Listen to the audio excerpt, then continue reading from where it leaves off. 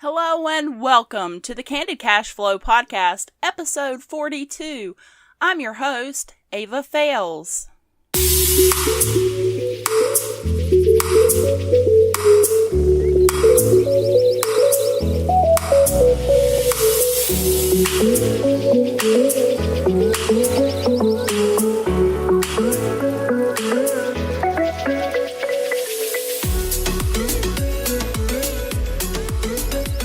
So our first guest on the Candid Cashflow Podcast might be a voice you recognize.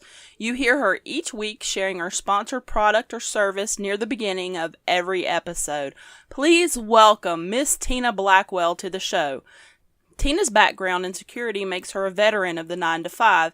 She uses her job to fund her playtime, in which she enjoys being a connoisseur of only good music, which she would most likely define as pre-2008. For examples, please refer to her playlist that you can find at heyoava.com/addgirlplaylist. You might catch her randomly bumping something 80s-ish with a killer bass line from the speakers that take up half her car. She also loves all kinds of outdoor things and home decor. Tina is going to tell us how to plan a decent vacation on a tight budget, so stay tuned. Hey, let's talk about Amazon Music Unlimited for a second. Get a 30-day free trial and gain access to tens of millions of songs, all available on demand, ad-free, offline, and with unlimited skips. Check it out at heyoava.com/musicunlimited. All right, so I'm excited to welcome Tina Blackwell to the Candid Cashflow Podcast. Welcome. Very happy to be here, thank you. I'm very nervous. This is my very first on-air anything. Well, don't be nervous. I'm Just be dork. natural. I'm gonna be a dork. Well, this is a show for dorks, so you're in luck. Oh, good. So, tell us a little bit about yourself. What's your background, like as far as the internet? Do you blog? What industry do you work in? Well, I don't really blog. I journal online, but that's just for me. Internet, all I really do is surf. I work in the security industry, so I've been doing that for about almost 20 years now. So that's not a Security industry. Yeah. Interesting. So, you're here to talk about planning a vacation on a budget. Okay. Is that correct? Yes, ma'am. So, you're going to tell us how to plan an awesome vacation on a budget. I will do my best. All right. Cool. So, like, what kind of vacation are we talking about here? Well, it could be any kind of vacation. Usually I'm going to the beach. I've got a camping trip coming up. But planning a vacation could be anywhere. Cool. And what makes your way of planning a vacation better than anybody else's? It doesn't make it better for anybody but myself right now. I ain't saying it's, the way to go. I like it because I like to be organized and I like to plan for any situation, and it just makes me feel good to do all that. I love to do it. So you're all into the planning part of the stuff? Yes, I love it. Gotcha. So you're talking about like a beach vacation or kind of smaller stuff like camping and that kind of thing. Would it work for bigger vacations? I don't know why it wouldn't. It should, yeah. So I know you said you plan your vacation on a budget and usually you have it set up where, you kind of pay for it in spurts. Do you do any fundraising for your vacation? Like, I don't know, sell stuff on eBay? Oh, yeah. Yard sale? I don't know. Yeah, we have yard sales, sell off some stuff we don't need. And we've also, sold things on eBay, sold things on Craigslist. Not selling stuff to have a vacation, but selling things you don't need, right. Or having a yard sale and getting out some clutter, and at the same time you're making money for a vacation. I think there's probably a lot of people out there that are sitting there saying we can't afford a vacation when they're probably sitting in a house full of crap they don't use. Yeah. They could sell off and have a great vacation. Right, and you might not sell it all off right away, but and you might not get, I don't think people realize that there's so many ways, and that's really what the Candid Cashflow Podcast is all about, is there's so many ways to fundraise for yourself. There is. Yes. As a side hustle or whatever. I mean, even, we talk a lot about replacing your job and things like that, but not everybody wants to do that. You, for example, you work in security. You're not really looking to replace your job with anything, but you're also not opposed to selling some stuff on eBay, right. or, trying different things where you get a side hustle going. And I think, that's a point that slips. So people aren't of the mentality of how can I make extra money. Right. Some people are. There's a lot of people out there that are, but I think the majority of people just don't. I know, back when I worked, before I got into all the internet stuff and things, it was just like, oh my gosh, when can I get a raise so I can afford to do something? When that whole time I could have been thinking, what can I do on the side to bring in more money? Right. You can babysit someone's dog, mow a yard, wash your my mom would pay me to clean her shower out every now and then, or my uncle might pay me $10-$20 to clean his house, things like that. I have a friend that I grew up with, and her family took a Disney vacation every year. Now, they were middle class, and her dad made decent money, but he still, over the summer, would mow yards to get enough money up so they could really, he was really about memories and really building memories. And, that's important too, is to make sure you're having experiences. You're not just buying, junk and, spending your money on stupid stuff, but you're having experiences and you're building memories, because that guy passed away this past year, and his kids post all the time on Facebook about all those memories they made on their vacations. Those things are what makes life, Yeah, I think, so to those people that are sitting there, whoop-de-doo, you're talking about vacation, I can't afford to take a vacation, just know there's ways that you can generate cash so that you can have a better life, first of all, and possibly take your family on an amazing vacation. Yeah, and I know it's hard when you live paycheck to paycheck, but little bitty things, like the change at the end of your day, put the change out of your pocket in a bucket, that stuff adds up. Especially after a year. Yeah, and I know a lot of people don't necessarily use cash anymore, but if you rounded up your change whenever you use your debit card and put that in your savings account. There's a lot of apps and things that let you do that. Before you know it, you got $1,000. Yep. And look, $1,000. That'd cover my vacation. Yeah, that would be a pretty nice vacation. At least get you a nice beach house for a week. So, let's break it down. Where do you start with your planning? What's step one? First thing you need to do is pick out your place. So if you know where you're staying, then you'll know what you need to bring. Like if you're at a hotel or motel, they supply certain things. If you've got a house, you'll need to supply certain things. And so the most important first thing is to know where you're putting your head. Where you're going. Yeah. Right.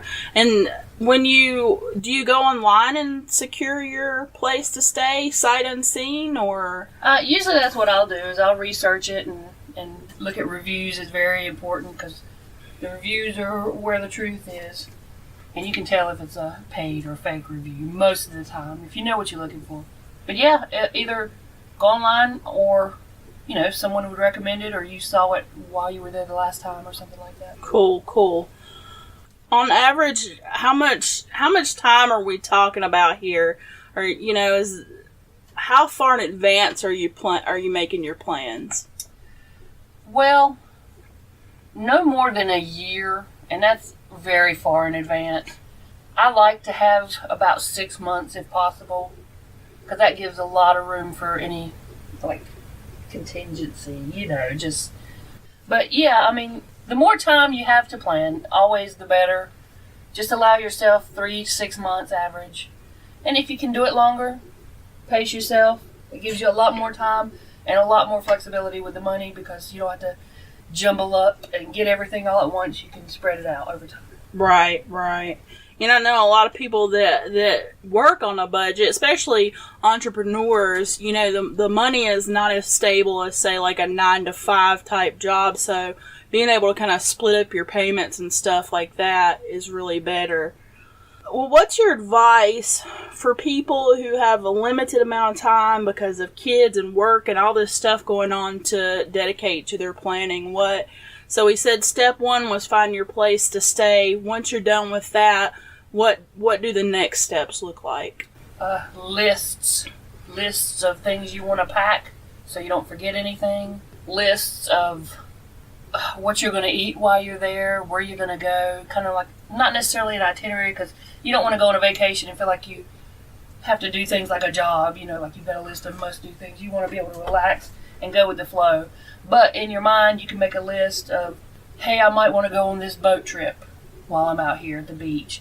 And so you put down boat trip, put down how much it would cost, and just have that kind of there as a reference, Right.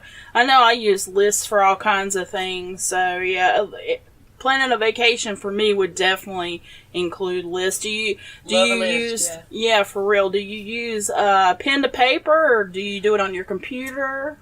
It might start pen to paper, but I always clean it up on a computer printable list, and that way I can make copies to give to my partner so that they can have a list too, because it's like a... what do you call military mom? Here's your list of things to do kind of thing. Right. So do you ever have, like, unexpected changes pop up in your planning where you kind of have to pivot and redirect? Sure. Things like that happen. For instance, the hurricane that's happening right now can change your plans. If it's an expensive vacation, maybe get some insurance. They have, like, travelers or vacation insurance, rental insurance on, like, a beach house or something. Right. And just be prepared to go with it, because you never know what's going to happen. So what's this budget look like? Do you separate out your money for different costs or activities? And, like how much money? I know with just a general vacation idea, you can't really say, well, you're going to need, X amount of dollars, but how do you get the money together, and then how do you delegate it to either the cost of where you're staying, your activities, your gas, etc.? Well, we're pretty budgeted at my house. We don't have a lot of free cash laying around. I guess along with the list, you can do things like have we have what we call a money bucket, and whenever we get a little windfall, we'll take a little piece of it and put it in that bucket through the year. We'll have a yard sale maybe close to vacation time and put that money in the bucket, or bring home and empty our change pockets every day, that kind of thing. Just things like that, and always over budget if you can. And that goes back to the earlier you start, the more time you have to save, because if you don't have big lumps of money you can save every week, then you're going to need longer to save it. So. Right. Well, my next question was going to be about planning out an itinerary. You already said that you don't really do that. You do it kind of on a loose scale, which I know I resonate really well with that, because when I go on vacation, the last thing I want to do is have a set time to be anywhere.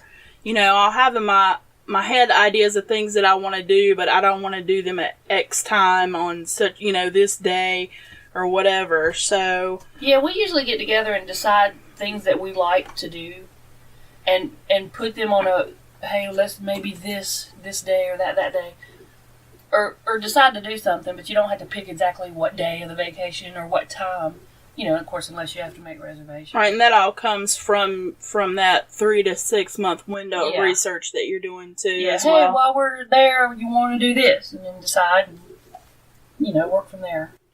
So how does the packing work? So we're talking about, a 1 week vacation here that you've done all this planning for.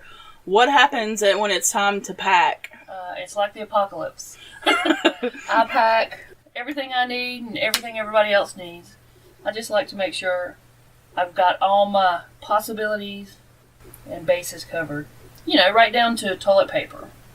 You can go to the beach and rent a house for a week, and then you're going to need, I know we need at least 10 rolls of toilet paper. I'd rather pack 10 rolls of my, bought at a, bulk store, rather pack them than go down there and spend $15 on a 12-pack of paper. Right.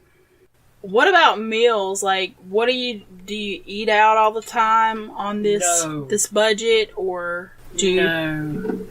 Usually, we'll even make a grocery list before we leave the house. Luckily, where we vacation most of the time, we know the local grocery store there and know how everything's laid out. Or we'll make out a list in order of where they are in the grocery store. So, I mean, we've got it down to a science. We'll get there. We'll take our bags in. We'll go straight to the grocery store, pick everything out of the list, write it in order, and go back and then take that up into the house. But if you can pack your own things like hand soap and hand towels and trash bags, you save a whole lot of money on your eating. And we eat there. We might eat out once or twice on vacation because that's very expensive nowadays, So that's one of the ways we get to budget and have more time to do what we're going to do. Well, not to mention, if you go on vacation and you're eating out all these places, you never know how the food is going to affect you. You know what I mean? Are you going to be, the next day you're going to be lethargic because, you ate 6 pounds of seafood or on the toilet. Yeah, so here you've been on vacation, you've had a wonderful time, the planning went perfect, everything has gone according to plan. What does the last day of vacation look like? Well, sadly for me and my addled, over-concentrating brain, my last day of vacation is just making sure I get everything and start packing. Go ahead and get a jump start on the packing so that the morning we leave is not a big screaming, running around, forgetting everything, So you start packing the night before? Yeah, I start packing the day before, and things I'm not going to use anymore, I'll start slowly piecing everything together and piling it up in a central space, and, just to make things go easy. I'd rather spread things out and plan ahead than to jumble up and do everything at, one time. It just makes me happier to be organized. That's right. It doesn't necessarily make everybody else happier. So, when you plan this great vacation, do you allow any extra time for, how people say they've been on vacation, they need a vacation to recover from their vacation? Yes. Do you allow any time for that? Always allow at least one day after you get back to, like you said, get a vacation from your vacation, because you're going to be tired, you're going to be worn out, exhausted, and you're going to need a day to rest for you. Get your affairs back in order around the house, unpack everything. And, it's better all around if you do that, I think. That's all. Do you ever, I know you said earlier you don't really like to plan more than 6 months in advance. Do you ever book for the you go to the beach, you stay in an awesome place. Do you ever book ahead for the following year? Oh, yeah. If you loved it and you want to be able to get it before the next person does, and the best way to do that is to go ahead and get it right then, if you can afford to. If you budget on your vacation and do everything right, you might have a little money left over so that you can go ahead and put the down payment on the next year and get a jump start on your next year's vacation. Well, that sounds like a really good way to plan a vacation. I'm sure there's some details that we've left out with where this is your first interview. It's also my first interview you're our first guest on the Candid Cashflow Podcast. So you did very well. Thank you. So you did well as well. Thank you. I'm sure there's something I forgot to ask, some little detail. What is there anything else that we didn't talk about that's really just that you can think of that's really just, oh yeah, and do this if you want to prevent. Just to have fun. Make it simple, make it cheap, but make it fun. Go and relax. Don't go and stress yourself out. I think that's a good point too, is that you can have a simple vacation that can still be really a lot of fun and cheap. Exactly. You don't have to spend, $10,000 a year on your vacation. If only. Right? I mean, I guess that's the people that do things like Disney World and things like that. But, this same type of planning would also apply to that. It would. Every little bit helps. All right, so wrapping up this episode of the Candid Cashflow Podcast, Tina, what's your number one tip for turning your passion into cash flow? Well, I would just say find something you love and take a step back from it and see if there's, some angle you could come in at it where you can make money. But yeah, just find a way to make money doing it. That's it for our first guest spot on the Candid Cashflow Podcast. I hope you enjoyed it. This is just the beginning. Be sure to grab the show notes where I'll include a guest lineup of people you'll meet in future episodes. I promise you won't want to miss it. I've got some real gems and some people you've probably never heard from before, so get those show notes at heyoava.com/episode 42. Subscribe so you don't miss any future episodes at heyoava.com/candidcashflow. I release a new episode each Wednesday. Until next time, turning your passion into cash flow.